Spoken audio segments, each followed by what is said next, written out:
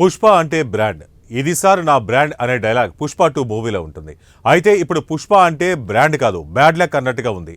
ఆ పేరుకే శని పట్టుకుందన్నట్టుగా అనిపిస్తోంది. పుష్ప సినిమాలో నటించిన హీరో, డైరెక్టర్, నిర్మాతలపై వరుసగా విమర్శలకు గురవుతున్నారు. తాజాగా పుష్ప 2 నిర్మాతల ఇంట్లో ఇన్కమ్ ట్యాక్స్ అధికారులు సోదాలు నిర్వహించారు. ఈ సినిమా తీసిన మైత్రి మూవీ మేకర్స్ కు ఐటీ ఆఫీసర్లు షాక్ ఇచ్చారు. Film development corporation chairman Dil Raju ఎల్లు ఆఫీసులపై కూడా 8 చోట్ల ఐటీ అధికారులు రైడ్ చేశారు. పుష్ప 2 సినిమాకే వరుసగా ఇది మూడో గడ్డం. ఫస్ట్ సంధ్యా థియేటర్ తొక్కిసలాట, తర్వాత అల్లు అర్జున్ అరెస్ట్, ఇప్పుడు మైత్రి మూవీ మేకర్స్ పై ఐటీ రైడ్స్, ఇలా వరుసగా పుష్ప 2కి దెబ్బలు పడుతూనే ఉన్నాయి. 2015లో మైత్రి మూవీ మేకర్స్ సంస్థ స్థాపించారు. నవీన్ ఎర్నేని, యలమంచిలి రవిశంకర్, మోహన్ చెరుకూరు ముగ్గురు నిర్మాతలు కలిసి దీన్ని ఏర్పాటు చేశారు.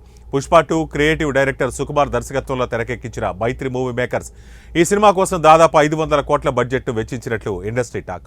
భారీ అంచనాలతో డిసెంబర్ 5న ప్రపంచవ్యాప్తంగా రికార్డు స్థాయిలో విడుదలైంది పుష్ప 2. తొలి రోజే 294 కోట్ల ఓపెనింగ్ సాధించి ట్రేడ్ వర్గాలని ఆశ్చర్యపరిచింది. ఈ సినిమా బాక్సాఫీస్ వద్ద కలెక్షన్ల సునామీ సృష్టించింది. రికార్డు స్థాయిలో కలెక్షన్లు వసూలు చేసింది.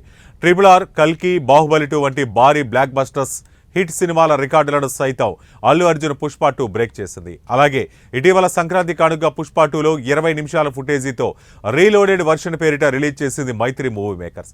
ఇలా పుష్ప 2 సినిమా ప్రపంచవ్యాప్తంగా ఇప్పటి వరకు 1850 కోట్లను వసూలు చేసి నయా రికార్డులను క్రియేట్ చేసింది. దీంతో ఐటీ అధికారులు టాలీవుడ్లో బడాబాబు ఇళ్లపై జనవరి 21న ఐటీ దాడులు చేసింది.